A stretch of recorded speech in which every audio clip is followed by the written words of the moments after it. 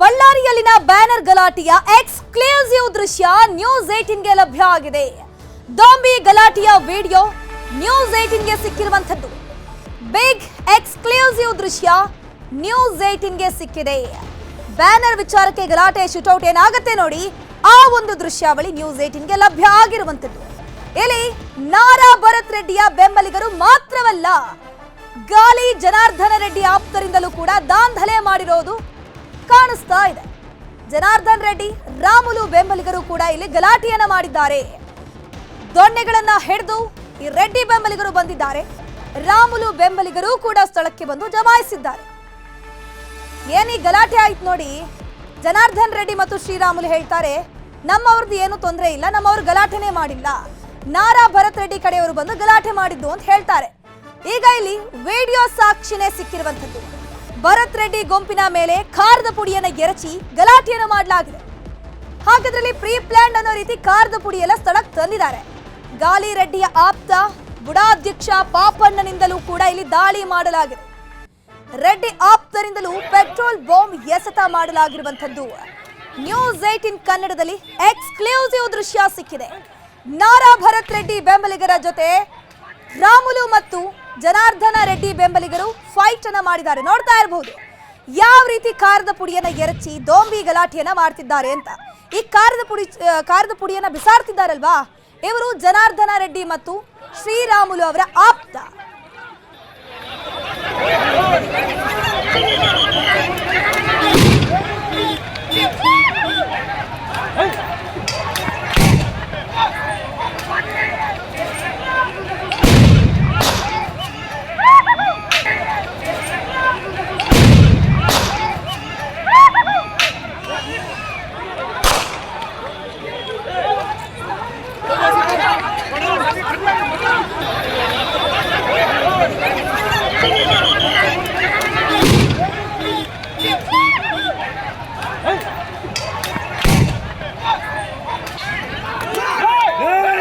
ಗಮನಿಸ್ತಾ ಹೋಗ್ಬೋದು, ಜನಾರ್ದನ ರೆಡ್ಡಿ ಮತ್ತೆ ಶ್ರೀರಾಮುಲು ಅವರು ಮೊನ್ನೆ ಅಷ್ಟೇ ಸುದ್ದಿಗೋಷ್ಠಿಯನ್ನ ಕರೆಸಿ ನಮ್ಮ ಬೆಂಬಲಿಗರು ಏನು ಕೂಡ ಹಲ್ಲೆಯನ್ನ ಮಾಡೋಕ್ ಹೋಗಿಲ್ಲ, ಬದಲಾಗಿ ಶಾಸಕ ನಾರಾ ಭರತ್ ರೆಡ್ಡಿ ಕಡೆಯವರು ಬಂದಿದ್ರು, ದೊಣ್ಣೆಯನ್ನ ಹಿಡ್ಕೊಂಡು ಬಂದಿದ್ರು, ಗನ್ಗಳನ್ನ ಹಿಡ್ಕೊಂಡು ಬಂದಿದ್ರು ಅಂತ ಹೇಳ್ತಾರೆ. ಆದ್ರೆ ಇಲ್ಲಿ ಗಮನಿಸ್ತಾ ಹೋಗ್ಬೋದು, ಇಲ್ಲಿ ಸ್ಕ್ರೀನ್ ನಲ್ಲಿ ನೀವು ನೋಡ್ತಾ ಇದ್ರಲ್ಲ, ಆ ದೃಶ್ಯಾವಳಿಯಲ್ಲಿ ಅತಿ ಹೆಚ್ಚಿನ ಸಂಖ್ಯೆಯಲ್ಲಿ ಜನಾರ್ದನ ರೆಡ್ಡಿ ಬೆಂಬಲಿಗರು ಮತ್ತೆ ಶ್ರೀರಾಮುಲು ಬೆಂಬಲಿಗರು ಕಾಣಿಸ್ತಾ ಇದ್ದಾರೆ. ಒಂದು ಅಕ್ಕಪಕ್ಕ ಜನಾರ್ದನ್ ರೆಡ್ಡಿ ಮತ್ತು ಶ್ರೀರಾಮುಲು ಅವರ ಮನೆ ಕೂಡ ಇದೆ. ಅಲ್ಲಿ ಬ್ಯಾನರ್ ಹಾಕುವಂತ ವಿಚಾರಕ್ಕೆ ಸಂಬಂಧಪಟ್ಟಂತೆ ಗಲಾಟೆ ಶುರುವಾಗುತ್ತೆ. ಯಾವಾಗ ಬ್ಯಾನರ್ ಹಾಕ್ತಾರೆ ಅಂತ ವಿಚಾರ ಗೊತ್ತಾಯ್ತು ನೋಡಿ, ಆ ಸಂದರ್ಭದಲ್ಲಿ ಜನಾರ್ದನ್ ರೆಡ್ಡಿ ಬೆಂಬಲಿಗರು ಆಸ್ ವೆಲ್ ಆಸ್ ಶ್ರೀರಾಮುಲು ಬೆಂಬಲಿಗರು ಕೂಡ ಅಲ್ಲಿಗೆ ಬರ್ತಾರೆ, ಗಲಾಟೆಯನ್ನ ಮಾಡ್ತಾರೆ. ಆದ್ರೆ ಗಲಾಟೆ ಮಾತ್ರ ಮಾಡಿರೋದು, ನಮ್ಮವರ ಹಲ್ಲೆಯನ್ನ ನಡೆಸಿಲ್ಲ ಅಂತ ಸ್ಪಷ್ಟನೆ ಕೊಡುವಂತಹ ಕೆಲಸವನ್ನ ಜನಾರ್ದನ್ ರೆಡ್ಡಿ ಮತ್ತು ಶ್ರೀರಾಮುಲು ಸುದ್ದಿಗೋಷ್ಠಿ ಕರೆಸಿ ಮಾತನಾಡ್ತಾರೆ. ಆ ಸಂದರ್ಭದಲ್ಲಿ ಹೇಳ್ತಾರೆ, ನಮ್ದೇನ್ ತಪ್ಪಿಲ್ಲ, ನಮ್ದವ್ರದ್ದು ಜಗಳ ಆಗಿಲ್ಲ, ಅದರಲ್ಲಿ ನಾರಾ ಭರತ್ ರೆಡ್ಡಿ ಕಡೆಯವರೇ ನಮ್ಮ ಮೇಲೆ ಹಲ್ಲೆ ನಡೆಸಿರೋದು ಅಂತ ಹೇಳ್ತಾರೆ. ಆದ್ರೆ ಈ ದೃಶ್ಯಾವಳಿಯಲ್ಲಿ ಕನ್ಫರ್ಮ್ ಆಗ್ತಾ ಇದೆ, ಇಲ್ಲಿ ಅತಿ ಹೆಚ್ಚು ಸಂಖ್ಯೆಯಲ್ಲಿರುವಂತವರೇ ಜನಾರ್ದನ ರೆಡ್ಡಿ ಅವರ ಬೆಂಬಲಿಗರು. ದೊಣ್ಣೆಗಳನ್ನ ಹಿಡ್ಕೊಂಡು ಬಂದಿದ್ದಾರೆ, ಪೆಟ್ರೋಲ್ ಬಾಂಬ್ ಅನ್ನ ಹಿಡ್ಕೊಂಡು ಬಂದಿದ್ದಾರೆ. ಗಮನಿಸ್ತಾ ಹೋಗ್ಬೋದು, ಜನಾರ್ದನ್ ರೆಡ್ಡಿ ಹೇಳ್ತಾರೆ, ನನ್ನ ಜೀವಕ್ಕೆ ತೊಂದರೆ ಇದೆ, ಆ ನಾರಾ ಭರತ್ ರೆಡ್ಡಿ ಕಡೆಯವರು ಪೆಟ್ರೋಲ್ ಬಾಂಬ್ ಅನ್ನ ಹಿಡ್ಕೊಂಡು ಬರ್ತಾರೆ ಅಂತ ಶ್ರೀರಾಮುಲು ಕೂಡ ಹೇಳ್ತಾರೆ. ಆದ್ರೆ ಈ ಪೆಟ್ರೋಲ್ ಬಾಂಬ್ ಇರುವಂತದ್ದು ಜನಾರ್ದನ ರೆಡ್ಡಿ ಮತ್ತೆ ಶ್ರೀರಾಮುಲು ಬೆಂಬಲಿಗರ ಕೈಯಲ್ಲಿ. ಹಾಗಾದ್ರೆ ಇಲ್ಲಿ ಇವರು ಕೂಡ ಗುಂಪು ಕಟ್ಕೊಂಡು ಹೋಗಿದ್ದಾರೆ ಅನ್ನುವಂಥದ್ದು ಕ್ಲಿಯರ್ ಆಗಿ ಗೊತ್ತಾಗ್ತಾ ಇದೆ. ಸ್ಕ್ರೀನ್ ಅಲ್ಲಿ ನೋಡ್ತಾ ಇರಬಹುದು ಯಾವ ರೀತಿ ಗಾಲಿ ರೆಡ್ಡಿ ಬೆಂಬಲಿಗರು ಕೈಯಲ್ಲಿ ದೊಣ್ಣೆಗಳನ್ನ ಹಿಡ್ಕೊಂಡು ಬರ್ತಾ ಇದ್ದಾರೆ ಅಂತ ರಾಜಾರೋಷವಾಗಿ. ನಾವೇನು ಮಾಡಿದ್ರು ಕೂಡ ನಡೆಯುತ್ತೆ ಅನ್ನುವಂತಹ ನಿಟ್ಟಿನಲ್ಲಿ ಒಬ್ಬಿಬ್ಬರ ಕೈಯಲ್ಲಿ ದೊಣ್ಣೆಗಳಿಲ್ಲ, ಸುಮಾರು 10 ರಿಂದ 15 ಜನರ ಕೈಯಲ್ಲಿ ದೊಣ್ಣೆಗಳಿರುವಂಥದ್ದು ನೀವು ಸ್ಕ್ರೀನ್ ನಲ್ಲಿ ದೃಶ್ಯಾವಳಿಯಲ್ಲಿ ಗಮನಿಸ್ತಾ ಇದ್ದೀರಾ.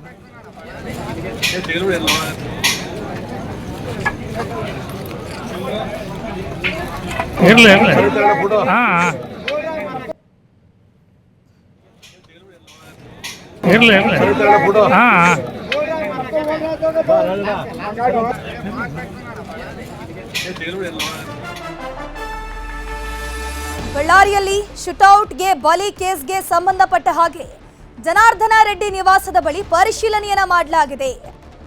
ಜನಾರ್ದನ್ ರೆಡ್ಡಿ ನಿವಾಸದ ಬಳಿ ಸಾಕಷ್ಟು ದೊಣ್ಣೆಗಳು ಪತ್ತೆಯಾಗಿದೆ.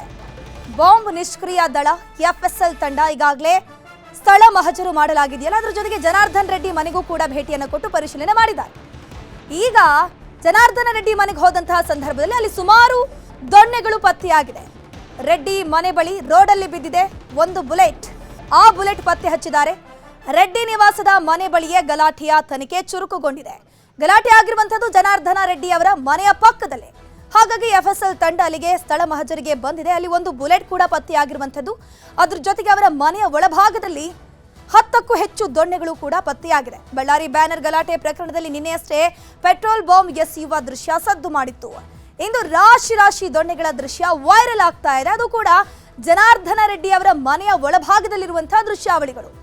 ಇಲ್ಲಿ ಹಾಗಾದ್ರೆ ಜನಾರ್ದನ್ ರೆಡ್ಡಿ ಅವರು ಕೂಡ ಈ ಒಂದು ಗಲಾಟೆಗೆ ಪ್ರೋತ್ಸಾಹ ನೀಡಿದ್ರು ಅನ್ನುವಂಥದ್ದು ಕ್ಲಿಯರ್ ಆಗಿ ಗೊತ್ತಾಗ್ತಾ ಇದೆ.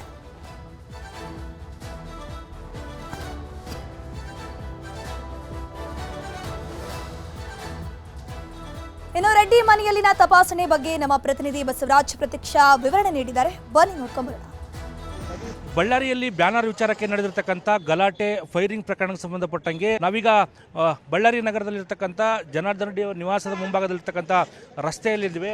ಈ ರಸ್ತೆಯಲ್ಲಿ ಏನು ಇದೇ ಜಾಗದಲ್ಲಿ ಫೈರಿಂಗ್ ಆಗಿತ್ತು. ಒಟ್ಟು 7 ರೌಂಡ್ಗಳ ಫೈರಿಂಗ್ ಆಗಿತ್ತು. ಫೈರಿಂಗ್ ಆಗಿರ್ತಕ್ಕಂಥ ಬುಲೆಟ್ಗಳನ್ನು ಕೂಡ ಹುಡುಕ್ಲಿಕ್ಕೆ ಕೂಡ ಈಗ ಬಾಂಬ್ ನಿಷ್ಕ್ರಿಯ ದಳ ತಂಡ ಕೂಡ ಬಂದಿರತಕ್ಕಂಥದ್ದು ನಾವು ನೋಡ್ಬೋದು. ಬಾಂಬ್ ನಿಷ್ಕ್ರಿಯ ತಂಡದ ಜೊತೆಗೆ ಕೂಡ ಇಲ್ಲಿನ ಎಫ್ಎಸ್ಎಲ್ ತಂಡ ಕೂಡ ಇರ್ತಕ್ಕಂಥದ್ದು. ಯಾಕೆಂತಂದರೆ 7ರಲ್ಲಿ 3 ಬುಲೆಟನ್ನುಗಳು ಕೂಡ ಜನಾರ್ದನ ರೆಡ್ಡಿ ಅವರು ಈಗಾಗಲೇ ಒಂದು ತನಿಖಾ ತಂಡಕ್ಕೆ ಕೂಡ ಕೊಟ್ಟಿರ್ತಕ್ಕಂಥದ್ದು. ಆದರೆ ಇನ್ನುಳಿರ್ತಕ್ಕಂಥ ಬುಲೆಟ್ಗಳನ್ನು ಪತ್ತೆ ಹಚ್ಚಲಿಕ್ಕೆ ಈಗ ತಂಡ ಈ ಸ್ಥಳದಲ್ಲಿ ಮುಖ ಮೂಡಿರ್ತಕ್ಕಂಥದ್ದು. ಜೊತೆಗೆ ಎಫ್ಎಸ್ಎಲ್ ತಂಡ ಕೂಡ ಈಗಾಗಲೇ ಸ್ಥಳವನ್ನು ಕೂಡ ಎಫ್ಎಸ್ಎಲ್ ತಂಡ ಮಹಾಜರು ಮಾಡಿರ್ತಕ್ಕಂಥದ್ದು.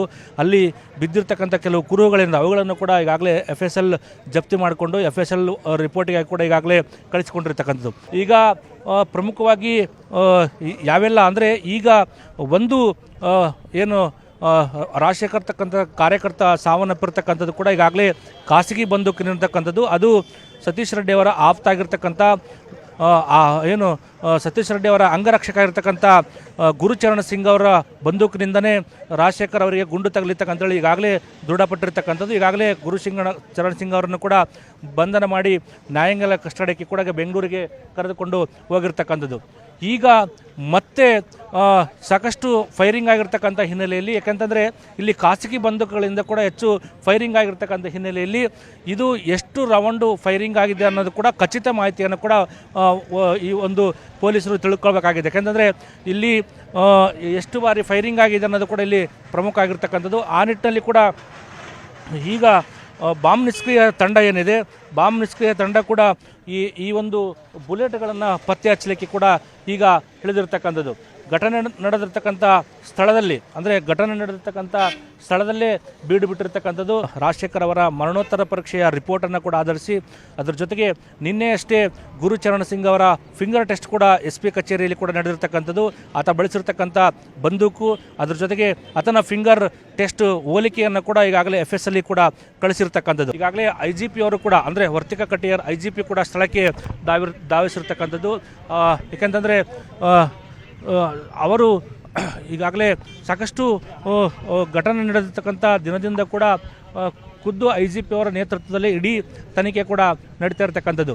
ಆ ನಿಟ್ಟಿನಲ್ಲಿ ಕೂಡ ಈಗ IGP ಅವರು ನೇತೃತ್ವದಲ್ಲಿ ಬಾಂಬ್ ಸ್ಕ್ವಾಡ್ ಅದರ ಜೊತೆಗೆ FSL ತಂಡ ಕೂಡ ಈಗ ಒಂದು ಇಡೀ ಸ್ಥಳದಲ್ಲೇ ಮೊಕ್ಕ ಮೂಡಿ ಒಂದು ತನಿಖೆಯನ್ನು ಕೂಡ ಮಾಡ್ತಿರ್ತಕ್ಕಂಥದ್ದು. ಕ್ಯಾಮ್ರಾಮನ್ ಸಂಜೀವ್ ಕುಮಾರ್ ಜೊತೆ ಬಸವರಾಜ್ ಅರ್ನಳ್ಳಿ, ನ್ಯೂಸ್ 18 ಬಳ್ಳಾರಿ. ಜನಾರ್ದನ್ ರೆಡ್ಡಿ ಮನೆ ಬಳಿ ಫೈರಿಂಗ್ ಪ್ರಕರಣಕ್ಕೆ ಸಂಬಂಧಪಟ್ಟಂತೆ 26 ಆರೋಪಿಗಳು ಕೋರ್ಟ್ಗೆ ಹಾಜರಾಗಿದ್ದಾರೆ. ಬೆಂಗಳೂರಿನ ಜನಪ್ರತಿನಿಧಿಗಳ ಕೋರ್ಟ್ಗೆ ಹಾಜರುಪಡಿಸಲಾಗಿರುವಂಥದ್ದು 42ನೇ ACJM ಜನಪ್ರತಿನಿಧಿಗಳ ವಿಶೇಷ ಕೋರ್ಟ್ನಲ್ಲಿ ವಾದ ಪ್ರತಿವಾದ ಆಗಲಿದೆ. ಕೋರ್ಟ್ಗೆ ಹಾಜರುಪಡಿಸಿ ವಶಕ್ಕೆ ಪಡೆಯೋಕೆ ಬಳ್ಳಾರಿ ಪೊಲೀಸರು ಸಿದ್ಧತೆಯನ್ನ ಮಾಡ್ಕೊಳ್ತಾ ಇದ್ದಾರೆ. ಈ ಒಂದು ಬ್ಯಾನರ್ ವಿಚಾರಕ್ಕೆ ಆಗಿರುವಂತಹ ಗಲಾಟೆಯಲ್ಲಿ ಪ್ರಮುಖವಾಗಿ 26 ಜನರನ್ನ ಬಳ್ಳಾರಿಯ ಪೊಲೀಸರು ಅರೆಸ್ಟ್ ಮಾಡಿದ್ದಾರೆ. ಅರೆಸ್ಟ್ ಮಾಡಿ ಬೆಂಗಳೂರಿಗೆ ಕೋರ್ಟ್ಗೆ ಹಾಜರುಪಡಿಸೋಕೆ ಕರೆ ತಂದಿದ್ದಾರೆ. ಆಲ್ರೆಡಿ ಕೋರ್ಟ್ಗೆ ಅವರನ್ನ ಸಬ್ಮಿಟ್ ಮಾಡಲಾಗಿದೆ. ಇನ್ನು ಅವರನ್ನ ವಶಕ್ಕೆ ಪಡೆದುಕೊಳ್ಳೋಕೆ ಬಳ್ಳಾರಿಯ ಪೊಲೀಸರು ಸಿದ್ಧತೆಯನ್ನ ಮಾಡ್ಕೊಳ್ತಾ ಇದ್ದಾರೆ. ಕೋರ್ಟ್ನಲ್ಲಿ ಒಂದಷ್ಟು ಪ್ರೊಸೀಜರ್ಸ್ ಇರುತ್ತೆ. ಅದಾದ್ಮೇಲೆ ಪೊಲೀಸರು ವಶಕ್ಕೆ ಕೇಳುವಂತಹ ಚಾನ್ಸಸ್ ಇದೆ. ವಶಕ್ಕೆ ಕೇಳಿ ಆದ್ಮೇಲೆ ಹೆಚ್ಚಿನ ತನಿಖೆ ಆಗಲಿರುವಂಥದ್ದು. ಬಳ್ಳಾರಿಯಲ್ಲಿ ಏನು ಬ್ಯಾನರ್ ವಿಚಾರಕ್ಕೆ ಗಲಾಟೆ ಆಯ್ತು ನೋಡಿ.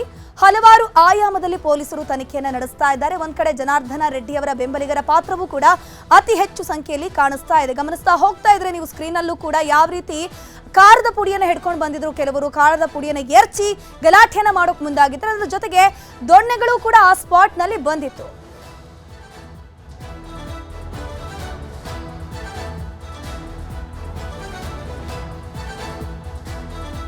ಇದ್ರ ಬಗ್ಗೆ ಹೆಚ್ಚಿನ ಮಾಹಿತಿ ನೀಡ್ತಾ ಹೋಗ್ತಾರೆ ನಮ್ಮ ಪ್ರತಿನಿಧಿ ಮುನಿರಾಜು ಲೈವ್ ನಲ್ಲಿ ಜಾಯ್ನ್ ಆಗಿದ್ದಾರೆ. ಮುನಿರಾಜು, ಸದ್ಯಕ್ಕೆ ಕೋರ್ಟ್ಗೆ 26 ಮಂದಿಯನ್ನ ಕರ್ಕೊಂಡ್ ಬರಲಾಗಿದೆ. ಈಗ ಕೋರ್ಟ್ ನಲ್ಲಿ ಏನೆಲ್ಲ ವಿಚಾರಣೆ ಆಗತ್ತೆ, ಅದಾದ್ಮೇಲೆ ಪೊಲೀಸರು ವಶಕ್ಕೆ ಪಡಿತಾರೆ ಹೇಗೆ ಅಂತ?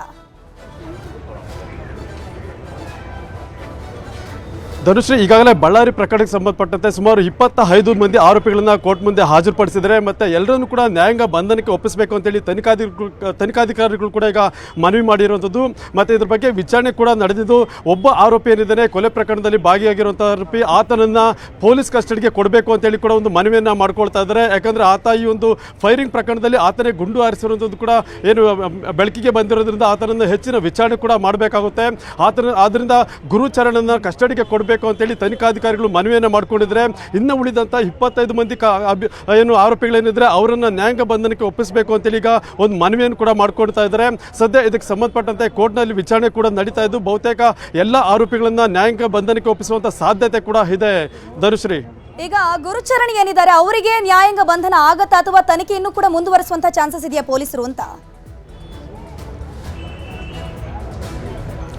ಧನುಶ್ರೀ, ಗುರುಚರಣ್ ಏನಿದ್ದಾನೆ ಈತ ಏನು ಸತೀಶ್ ರೆಡ್ಡಿ ಖಾಸಗಿ ಗನ್ಮ್ಯಾನ್ ಕೂಡ ಆಗಿರುವಂಥದ್ದು. ಈತನೇ ಆ ಒಂದು ಗಲಭೆ ಸಂದರ್ಭದಲ್ಲಿ ಕೂಡ ಒಂದು ಫೈರಿಂಗ್ ಮಾಡಿರೋದು ಕೂಡ ಏನು ದೃಶ್ಯಗಳಲ್ಲಿ ಕೂಡ ಪತ್ತೆ ಆಗುತ್ತೆ. ನಂತರ ಏನು ಆತ ಆರಿಸಿರುವಂಥ ಗುಂಡು ಇರ್ಬೋದು ಮತ್ತೆ ಒಂದು ಕ್ಯಾಪ್ಸ್ ಏನಿದೆ ಅದನ್ನು ಪೊಲೀಸರು ಪರಿಶೀಲನೆ ಮಾಡಿ ಈಗ ಜಪ್ತಿಯನ್ನು ಕೂಡ ಮಾಡ್ಕೊಂಡಿದ್ದಾರೆ.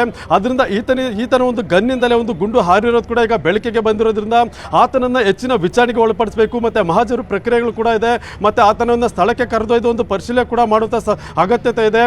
ಆದ್ದರಿಂದ ಆತನನ್ನು ಸುಮಾರು 14 ದಿನಗಳ ಕಾಲ ಒಂದು ಕಸ್ಟಡಿಗೆ ಕೊಡಬೇಕು ಅಂತೇಳಿ ಈಗ ತನಿಖಾಧಿಕಾರಿಗಳು ಕೂಡ ಒಂದು ಮನವಿಯನ್ನು ಮಾಡ್ಕೊಂಡಿದ್ದಾರೆ. ಮತ್ತೆ ಹೆಚ್ಚಿನ ತನಿಖೆ ಇದೆ, ಆತನಿಂದ ಸ್ಟೇಟ್ಮೆಂಟನ್ನು ರೆಕಾರ್ಡ್ ಮಾಡಬೇಕು. ಮತ್ತು ಸತೀಶ್ ರೆಡ್ಡಿ ಏನಿದ್ರೆ ಆತ ಕೂಡ ಈಗ ಗಾಯಾಳು ಆಗಿರೋದ್ರಿಂದ ಆತನ ವಿಚಾರಣೆ ಕೂಡ ಮಾಡಬೇಕಾಗುತ್ತೆ. ಅದರಿಂದ ಈ ಎಲ್ಲ ಸಲುವಾಗಿ ಗುರುಚರಣನ್ನ ಕಸ್ಟಡಿಗೆ ಕೊಡಬೇಕು ಅಂತೇಳಿ ಈಗ ಒಂದು ಮನವಿಯನ್ನು ಕೂಡ ಮಾಡ್ಕೊಂಡಿದ್ದಾರೆ. ಬಹುಶಃ ಏನು ಪೊಲೀಸರು ಸಬ್ಮಿಟ್ ಮಾಡಿರುವಂಥ ಒಂದು ರಿಮ್ಯಾಂಡ್ ಅಪ್ಲಿಕೇಶನ್ ಏನಿದೆ ಇದನ್ನು ಪರಿಗಣನೆ ಮಾಡಿ ಕೋರ್ಟ್ ಕೂಡ ಒಂದು ಆತನನ್ನು ಕಸ್ಟಡಿಗೆ ನೀಡುವಂಥ ಸಾಧ್ಯತೆ ಕೂಡ ಇರುವಂಥದ್ದು.